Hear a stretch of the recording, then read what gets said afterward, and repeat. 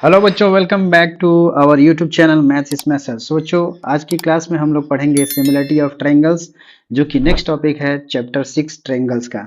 तो ध्यान दीजिए बच्चों, यहाँ पे सिमिलरिटी ऑफ ट्रायंगल्स की बात कर रहे हैं। तो जैसा हमने सिमिलरिटी ऑफ फिगर्स के लिए डिस्कशन किया था, सिमिलरली यहाँ पे ही सिमिलरिटी ऑफ ट्रायंगल्स के लिए भी होगा।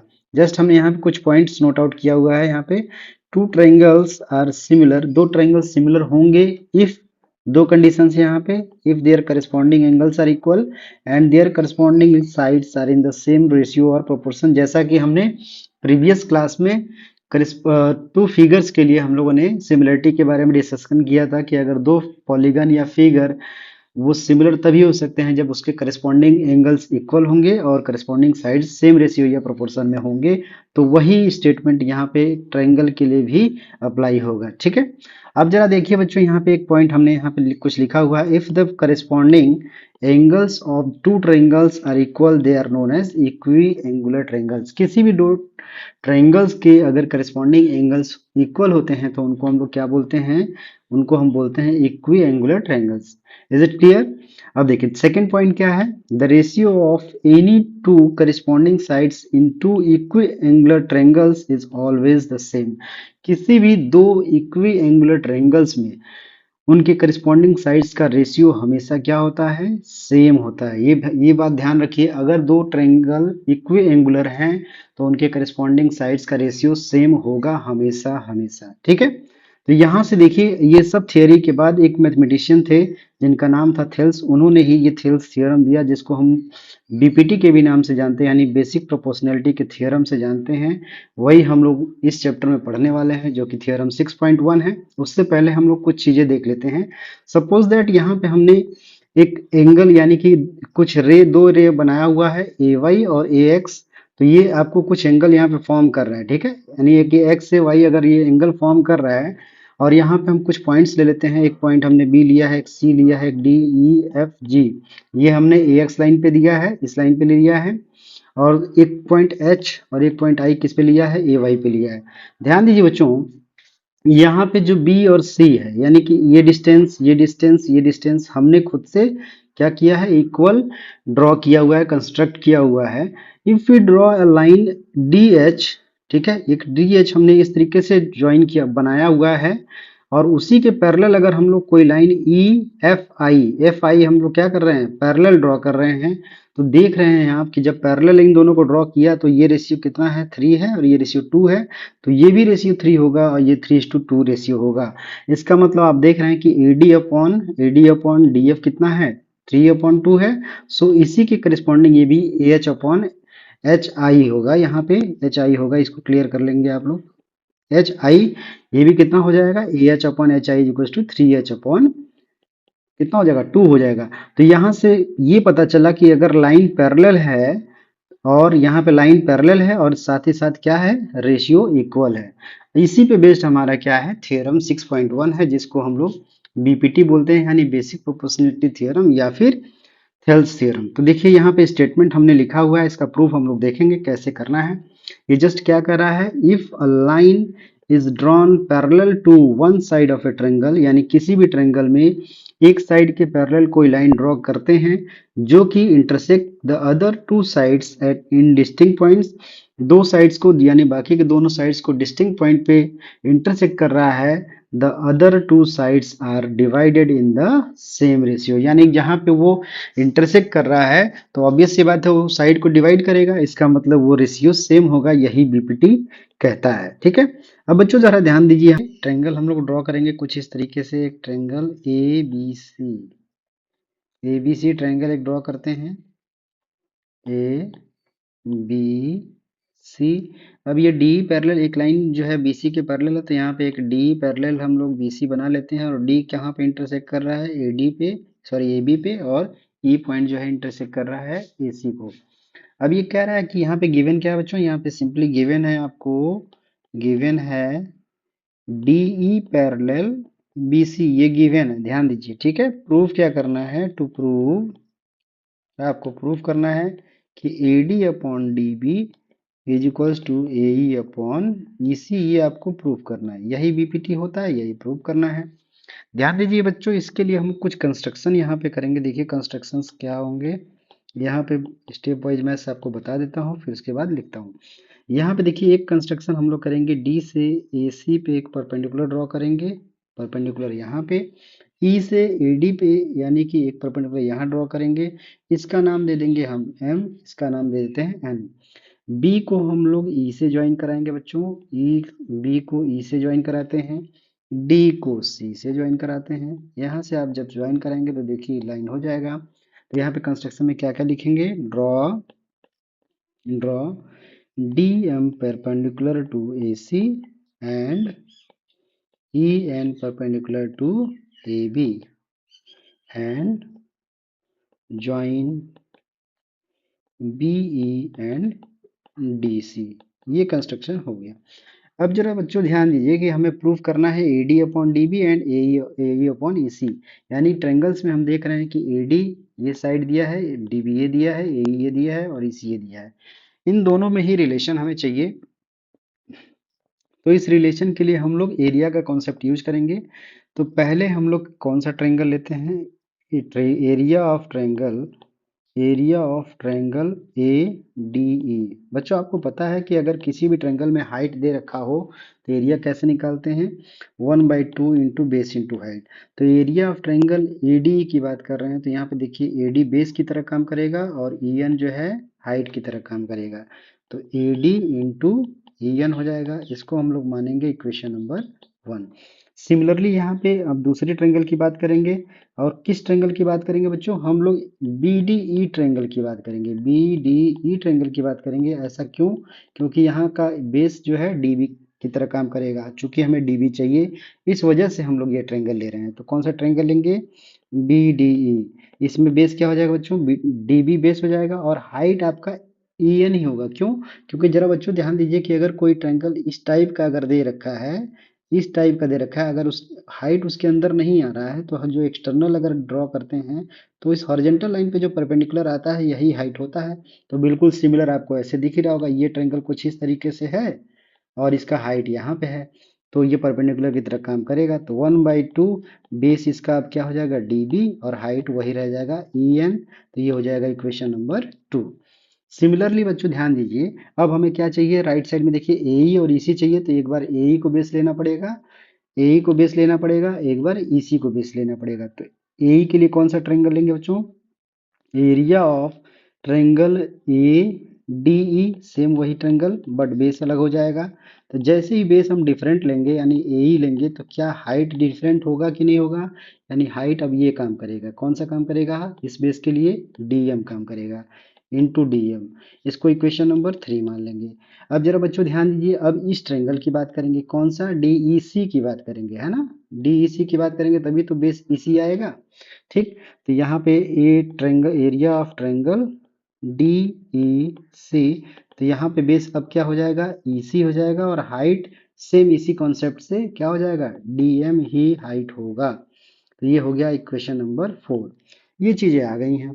अब जरा बच्चों एक चीज और ध्यान दीजिए, आपने ये कॉन्सेप्ट जो है 9th में पढ़ा होगा कि किसी भी दो ट्रायंगल का एरिया अगर वो सेम बेस और सेम पैरेलल के बीच में बने हैं, सेम बेस, मान लीजिए दो ट्रायंगल कुछ इस तरीके से बना हुआ है, एक ट्रायंगल ऐसा और दूसरा ट्रायंगल कुछ ऐसा जिसका बेस सेम है, ये देखिए बेस सेम है और सेम पैरेलल्स के बीच में है, तो इस ट्रायंगल का एरिया यानी कि ये ट्रायंगल 1 और ट्रायंगल 2 का एरिया क्या होता है, आपस में सेम होता है। इसी कॉन्सेप्ट से जरा ये ध्यान दीजिए, कौन सा, ये डी पैरेलल बी सी, ये क्वेश्चन में बोला है डी पैरेलल बी सी है और ये डी सेम बेस है, इसी पे ट्रायंगल डी बी ई बन रहा है, इसी पे ट्रायंगल डी ई सी बन रहा है। तो क्या इन दोनों का एरिया इक्वल होगा, बिल्कुल होगा इक्वल। तो यहाँ से हम लोग लिख सकते हैं कि area of triangle D B E, या सिंपली इसको हम लोग बी डी ई लिखे क्योंकि बी डी ई हम यूज कर रहे हैं।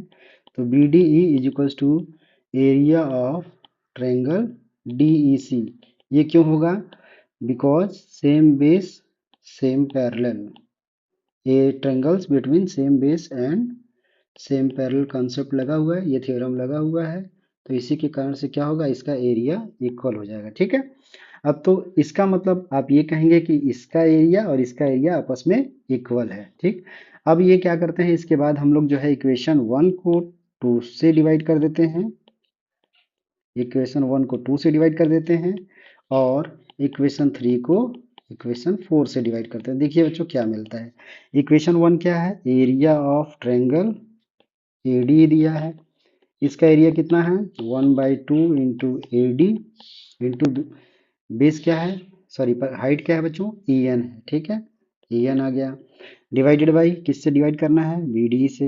एरिया ऑफ ट्रायंगल BDE, इसका बेस क्या हो जाएगा, 1/2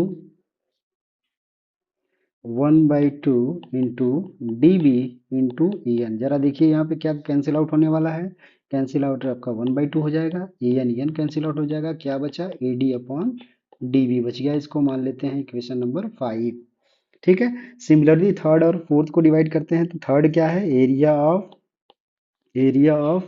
ADE, सिमिलरली ADE है, बस बेस अलग हो गया है, अपॉन एरिया ऑफ क्या, DEC, area of triangle DEC दिया है। अब ये ऊपर वाले का एरिया क्या है बच्चों, AE इंटू, अब यहाँ पे हाइट क्या हो गया, DM हो गया है नीचे के लिए, 1/2 इंटू EC इंटू हाइट क्या है, DM है, यहाँ से कैंसिल आउट होगा DM, हाफ का कैंसिल आउट हो जाएगा, तो क्या बचा, AE अपॉन EC बच गया। ये हो गया equation number 6।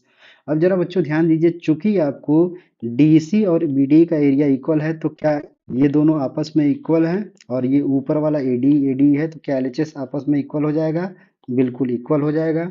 So from equation 5 and 6 we can say that अगर LHS इक्वल है तो RHS भी इक्वल होगा, तो इसका मतलब AD अपॉन DB बराबर क्या हो गया, AE अपॉन EC हो गया।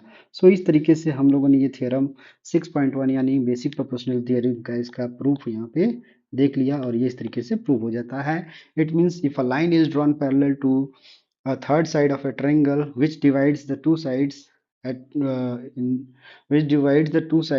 the same ratio। तो यही आपका थ्योरम 6.1 है। Suppose the video, note it down. किसी भी ट्रायंगल में अगर आपके पास ये मिल गया, सपोज दैट ये ट्रायंगल आपके पास दिया हुआ है, क्या दे रखा है, ये ट्रायंगल कुछ हमने बनाया था कि इसमें एक ABC और ये DE है, यहाँ DE पैरेलल टू BC दे रखा है। आपको क्या पता चल गया, आपको BPT से पता चल गया कि AD upon DB is equals to AE upon EC होता है, अगर DE पैरेलल टू BC है तो। अब जरा ध्यान दीजिए, इससे दो चीजें और हम लोग फाइंड आउट कर सकते हैं, adding both side one both side. अगर दोनों साइड हम लोग 1 को ऐड कर दिया जाए तो क्या मिल जाएगा, AD upon DB plus 1 is equals to AE upon EC plus 1। तो ये क्या मिल जाएगा, AD plus DB upon DB is equals to AE plus EC upon EC। अब एक्चुअली में देखिए AD प्लस DB क्या होगा, AB हो जाएगा, तो AB upon DB is equals to क्या हो जाएगा बच्चों, AE AC अपॉन EC। तो ये हो गया। अब इसी को इन्वर्ट कर दिया जाए, यानी कि उल्टा लिख दिया जाए, ये तो कोई, इसी को हम लोग लिख सकते हैं DB upon AB is equals to EC upon AC। तो ये ध्यान दीजिए बच्चों, किसी भी ट्रायंगल में अगर हम लोग ये कहा जाए, किसी भी ट्रायंगल में इन दोनों साइड का रेशियो आपस में सेम होता है, एक छोटी साइड बड़ी साइड का रेशियो आपस में सेम होता है, ये वाली छोटी साइड और बड़ा साइड का रेशियो आपस में सेम होता है, यानी किसी भी तीन तरीके से इसको हम लोग कह सकते हैं कि दोनों जहाँ पे डिवाइड कर रहे हैं दोनों साइड का रेशियो सेम होगा, एक छोटा और बड़ी साइड का रेशियो सेम होगा, दूसरी छोटी साइड और बड़ी साइड का रेशियो सेम होगा। तो इस तरीके से आप इसको आप कर सकते हैं, ठीक है। तो इसमें एक और चीज आप लिख सकते हैं कि simply AD upon AB is equals to क्या हो जाएगा, AE अपॉन AC। ये भी कर सकते हैं। तो ये चीजें हैं, ये आप बिल्कुल अच्छे से इसको आप अपने दिमाग में रखिएगा, क्योंकि बहुत सारे क्वेश्चंस ऐसे आएंगे जिसपे ये सारे कॉन्सेप्ट यूज होंगे। ओके, सो बढ़ते हैं अब नेक्स्ट थ्योरम पे। नेक्स्ट थ्योरम देखिए क्या है। नेक्स्ट थ्योरम बच्चों देखिए सिंपली ये लिखा हुआ है कि if a line divides any two sides of a triangle in the same ratio then the line is parallel to the third side. उसी का उल्टा है, जो इसी को हम लोग क्या बोलते हैं बच्चों, इसी को बोलते हैं कन्वर्स बीपीटी। क्या बोलते हैं, इसको बोलते हैं कन्वर्स बीपीटी, ठीक है, या कन्वर्स ऑफ बीपीटी, इसी को हम लोग कन्वर्स बीपीटी भी बोलते हैं। तो इसका हम लोग प्रूफ देखेंगे कि कैसे होगा। ध्यान जी बच्चों, ये क्या बोला है, अगर कोई लाइन ट्रेंगल में किसी ट्रेंगल में if any triangle in any triangle, एक कोई ट्रेंगल हमने बना लिया ए बी सी, इसमें क्या है, कोई line suppose that D line है, ये क्या कर रहा है, divides any two sides in the same ratio, यानी ये रेशियो आपस में सेम है, तो आपको बताना है कि D parallel to B C होगा। यानी कि गिवन क्या है, यहाँ पे गिवन होगा बच्चों, गिवन ऑलरेडी है A D upon D B is equals to A upon E C. हमें प्रूफ क्या करना है, to prove D parallel to B C. Okay, ये प्रूफ करना है। जरा ध्यान दीजिए बच्चों, इसमें प्रूफ करने के लिए हम लोग क्या करेंगे, सिंपली आप जो है इसमें हम लोग जस्ट एक पिछला वाला जो थ्योरम है उसी का यूज करने वाले हैं। अब यहाँ पे चूंकि आपसे बोल रहा है कि डी इंटरसेक्ट कर रहा है और डी पैरेलल है, हम मान लेते हैं कि यहाँ पे हम लोग एज्यूम कर लेते हैं कि डी इज नॉट पैरेलल। यहाँ पे हम लोग एज्यूम कर लेते हैं कि D is assume that D is not parallel to B C. D नहीं पैरेलल है, बल्कि यहाँ पे एक दूसरा लाइन है, क्या, यहाँ पे ई डैश नाम दे देते हैं, इसका नाम देते हैं E dash, D dash parallel है, ठीक है। यहाँ पे assume that D is not parallel to B C but D E dash is parallel to B C, ये हम लोग मान लिया, ठीक है। अब अकॉर्डिंग टू क्वेश्चन गिवन क्या है बच्चों, according to question, according to statement, according to statement क्या गिवन है, ये दिया है A D upon D B is equals to A upon B E C, but हमने क्या माना है, but if D E dash parallel to B C then क्या हो जाएगा, A D upon D B is equals to A dash upon E dash C होगा कि नहीं होगा, क्यों होगा, बाई बीपीटी होगा। बीपीटी यही तो कहता है अगर लाइन पैरेलल है तो रेशियो सेम होगा। तो इसको मान लेते हैं इक्वेशन नंबर 1, इसको मान लेते हैं इक्वेशन नंबर 2। अब आप देख रहे हैं कि इसका एलएचएस इसका एलएचएस दोनों सेम है। जब सेम है इसका मतलब क्या होगा, from equation 1 and 2, from equation 1 and 2 आप देख सकते हैं कि एलएचएस सेम है तो आरएचएस भी सेम होगा। इसका मतलब A E upon E C is equals to A E dash upon E dash C, E dash simply E dash C. अब जरा बच्चों देखिए, यहाँ पे अगर आप देख रहे होंगे कि ये कंडीशन पॉसिबल तभी हो सकता है जब ई और ई डैश, अब ये देखिए ए ई अपॉन ई सी, ये बोला है कि ये रेशियो और ये रेशियो आपस में बराबर है, ये कभी ऐसा हो सकता है क्या, इस केस में कभी नहीं हो सकता है, लेकिन ये तभी पॉसिबल है, it is possible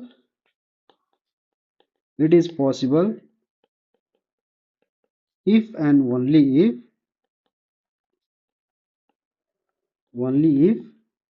E and E dash coincides, यानी कि ये दोनों कोइंसाइड करेगा तभी जो है पॉसिबल है। इसका मतलब ये हुआ कि E D is so D is parallel to B C, क्योंकि हमने डी ई डैश को पैरेलल माना और ई ई डैश के साथ कोइंसाइड कर रहा है, इसका मतलब डी ई डैश या डी ई दोनों ही पैरेलल होंगे और ई और ई डैश क्या है, सेम पॉइंट है, तो इस वजह से यहाँ पे डी पैरेलल बी सी हो जाएगा। सो इस तरीके से आपका ये इस थ्योरम 6.2 प्रूव हो जाता है, ठीक है। सो बच्चों आज के लिए बस इतना ही। नेक्स्ट क्लास में हम लोग एक्सरसाइज 6.2 के क्वेश्चंस को सॉल्व करेंगे। अगर हमारी क्लासेस अच्छी लग रही है तो हमारी वीडियोस को लाइक करिए, हमारे चैनल को जरूर सब्सक्राइब करिए। Okay, so thank you everyone.